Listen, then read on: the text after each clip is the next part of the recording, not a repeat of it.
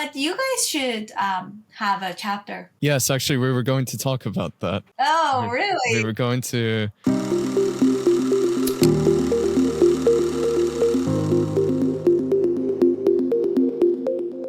Most of these questions, I'm actually not asking for the audience. We're kind of asking for ourselves in a way, because Yeah. honestly, I think this is a really cool thing. I do feel like within my capacity, I can manage it.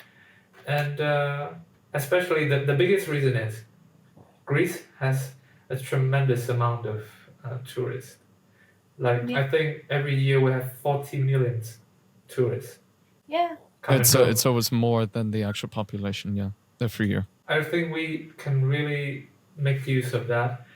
But talking about how do you gain their trust in the beginning? My mom used to say that you should never carry anything for any of your friends abroad or back to Vietnam, because you don't know if that thing is, banned from the other country. Like, I know it's a friendly thing, but I was even taught to not to do that. So how do you gain the trust of, the tourists in the beginning? I would say from what I've seen, first of all, those who take these suitcases, from what I've seen when I was a volunteer, I got to meet some people, talk to them in the packs, and people who were volunteering to help, but they also every year take a suitcase with them when they go on vacations. They were they were nurses, there were doctors, there were people in other healthcare sectors. They were very aware. They're Yes. aware of the regulations of that country, right? Because every country has their rules set. You can go read about it. You have to do research. It does take some time and energy from you, but you have to understand time is money. So instead Yeah. of you spending the money, you're putting in the time, I would say, to just know where you're going, know. Okay. And one more thing I would say is that the countries who really need these supplies are the ones with the least amount of restrictions when it comes to taking the supplies to them. Yeah, In my opinion, that would make right? sense. Yeah. Because they know they need it, so why would they? They ban it. Yeah. Yeah. Yeah. Talking about previously with the hospitals and clinics, there's a form on your website for the clinics in need to request for supplies, right? I'm curious about what happens after they submit the form. That form does not go through us. I personally do not have access to the answers to those forms. Even though you are the co-founder of one chapter. The website is for not just tourists, the In whole general. organization, right? Okay. If you want to, however, volunteer with us and you go to you choose your chapter and you submit a form through your chapter, which is I want to volunteer with this chapter, and you go through that, I get the response. Yeah. Okay. You can't So see. it doesn't actually go to you. I think what ends up happening with clinics who request the supply, we wait to see if there are any travelers that are going there. And then sometimes travelers don't know where to take it, right? Don't know where which clinic needs this stuff, right? So we have a list of suggestions. That's how it works. I don't know specifically what they ask and how they process it, but this is as much as I know, right? As I was reading the 2017 and 2018 report, there was a story of Miss Mary Chen. She's a Vietnamese who brought the supplies to a hospital in Ho Chi Minh City in Vietnam. Because I'm Vietnamese, I know for a fact that we are poor, but we're not that poor, and I also feel that we do have the resource to afford all these things, all these kind of supplies. That brings me to a question: if there's a traveler, let's say he signs up for Athens, but there's no current need for medical supplies there, then what would you do in this case? My personal view is that I'm from Iran, right? When you look through my country, you will be like, okay, they don't seem like they need it, right? In the capital, right? Especially if we're talking about the capitals of the country, you will be like, no, we're good, right? We have the hospitals, we have people who are donating left and right. Why would we need that? There's always clinics in the rural areas, in the different smaller cities right? Mm. That they Yeah. don't get the funding needed. Any help is help. You can't be like gonna discriminate against the help. So if you're taking it, we want to make sure you're taking it to somewhere that really needs it, of course. But if you're going to Vietnam, it's best believed that you find somewhere that they also need it specifically in that country, and you donate it there. If you can, still donations, it's a nice gesture. Because you gotta understand, these supplies, if they had stayed with us, or if they had stayed in the hands of the owner, they will go to waste. Mm. So if you can take it anywhere, whether like really needed or very little Yeah. needed, It's still better than staying there. yeah. I have a question. What's the country where most supplies go to? At least right now. The most I hear about is Cuba. Cuba. One because Cuba is near Canada, I would say. Yeah. Um, they really do not have a good healthcare. They don't have a good living. They make most of their income out of tourists, um, like Greece and other countries as well. But they have a lot of sanctions, um, Oh which yeah, doesn't let that's a true. lot of equipment go in and out. So, and a lot of Canadians already travel. So I know, from what I've heard, a lot of it goes to Cuba. It very much depends on where our travelers are going, right? Because I believe that in every country there is somewhere that needs the medical supply. I would have assumed it was a country that, let's say, is in war right now. For example, Gaza. What's going on there? But I'm guessing that there are other volunteer organizations that are sending supplies as well. So I guess that balances it out. Yeah, but that model based on the travelers. Because Yeah, but it's in based the on. war, so no one's traveling there. So I don't think. Yeah, that Okay, needs like okay. people Then my bad. who war help and things like that. But last year, when the earthquake happened, in one of the biggest earthquakes happened in Turkey. Yes, I don't know if you recall it. And Mhm. for that, one of so not just tourists, with some of the staff of one of the Toronto hospitals, decided to have basically a packing party, I guess, hosted in their hospital. They packed, at that point it wasn't one suitcase. It was like two like containers, like big containers of like medical Container. supplies to be donated. Well, we have a picture of the pack, actually on our Instagram as well, which our U of T students went and helped out with it. And it was covered by the news. With being covered by the news, it helps a lot because we get more calls, because you never know who needs us, right? But if they Yeah. just know about us in the back of their mind when they come across a situation, they can be like, hi, like I have these like donations, would you take it? Or I want to travel, can I take a suitcase? And then we will basically put them with the right people to communicate that through. But if they don't know about us, what can they do? Okay. generally, I'm quite impressed by the model. And honestly, I do think it is something that we can start in our university as well in Thessaloniki. But reading about your chapter and everything, you guys went through quite a lot of rejection. And how do you guys bounce back from something like that? And what did you learn from that?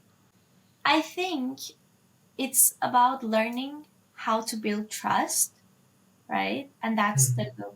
very important value, because this whole organization, from people who are taking a suitcase to people who are packing it, to people like the volunteers, right, to people who are donating something, right, it all comes together based on trust, because there's nothing else holding us together, right? Yeah. It's the passion to help and the trust, right? We trust that person who's taking the suitcase to take it to the place that they indicated going, right?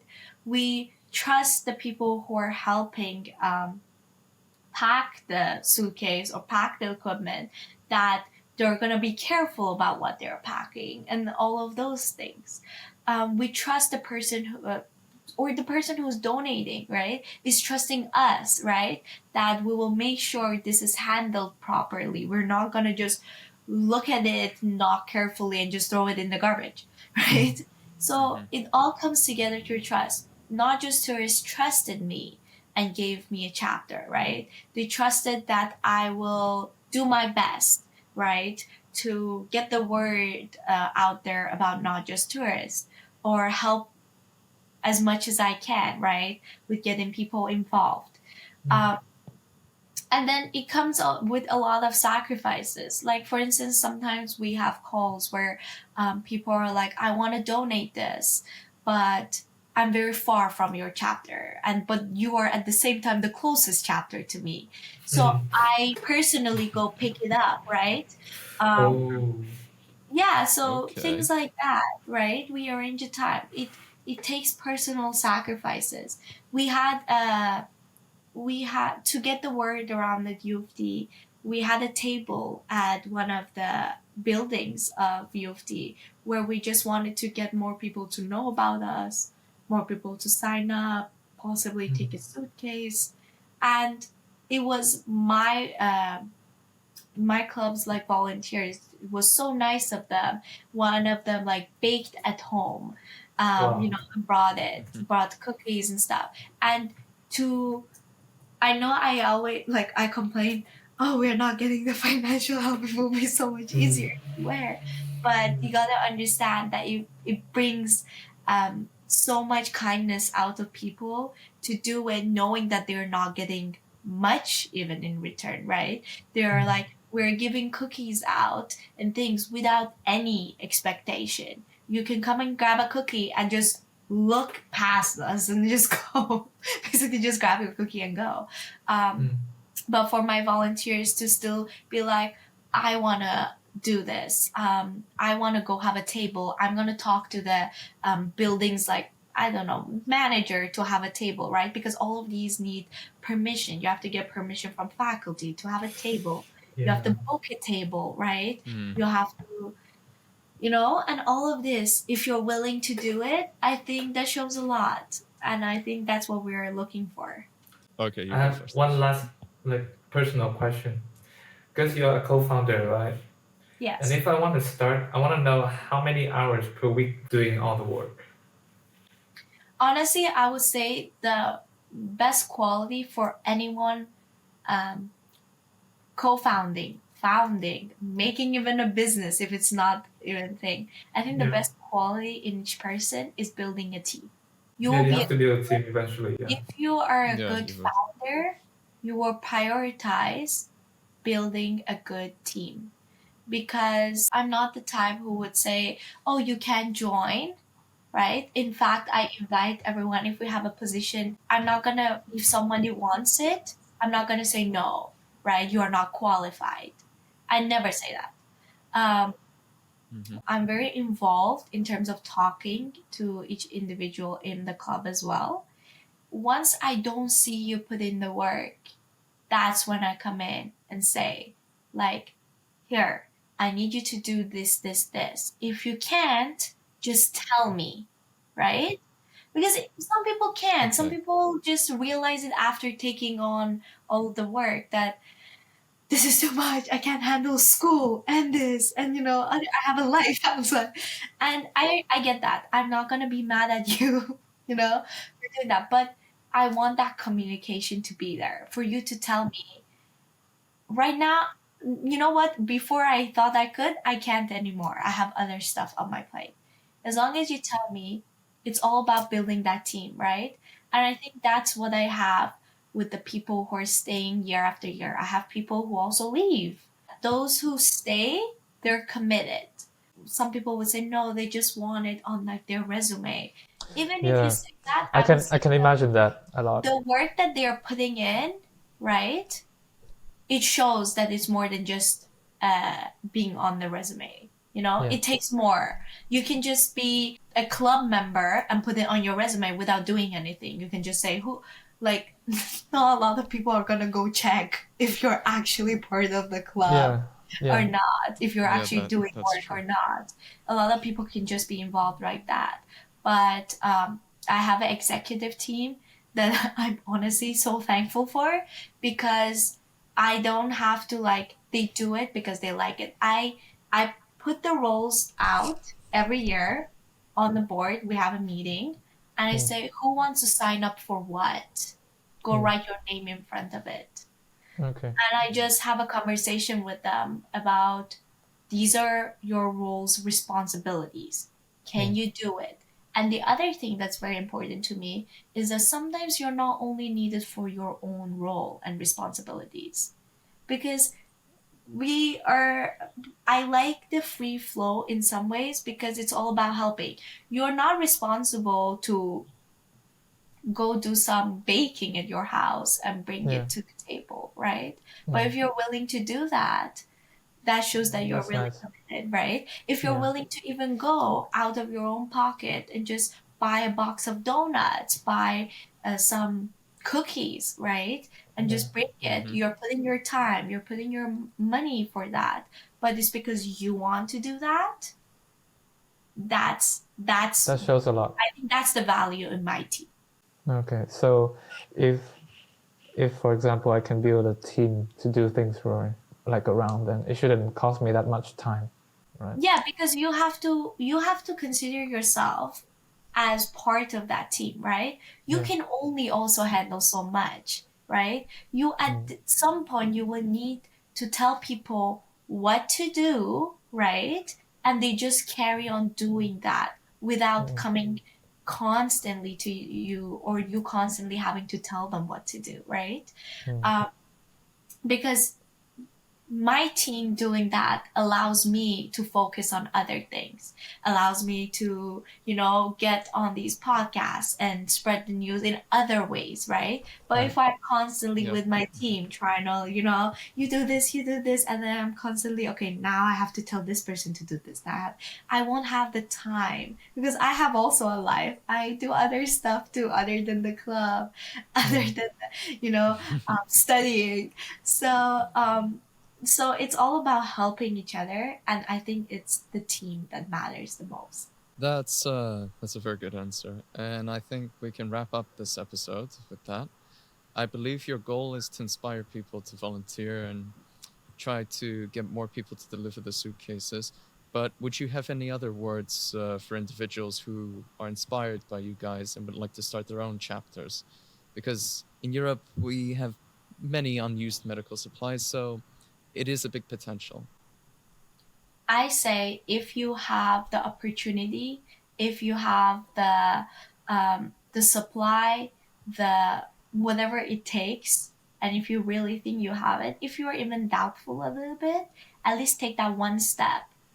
Contact Not Just Tourists, see how you can get involved. I'm sure there's always one way or another. Either one day you're gonna travel, I don't know. So Yeah. you might not get a chapter, but that doesn't mean you cannot be involved. And this can also spark ideas for other people. If you can't get involved with Not Just Tourists, I'm sure there's other organizations who have very similar values. And that as long as that spark goes off in people and they are like, this is cool, I want to it's do really this cool. too, right? It is. So I think as long as that spark is there, you just have to do something about it. I say, don't be scared. It was very hard for me because I don't know, I didn't know what's the process of even having a chapter at U of T. It's one thing to get the chapter from Not Just Tourists, is another to apply for a chapter at U of T. You have to explain what's your chapter, why you want to have the chapter. You have to go through a process to also have it at U of T. But you learn. And, it encouraged me to do a lot more. It encouraged me to, come across your podcast. It encouraged me to come across the other podcasts. It's the same thing. You have to put yourself out there.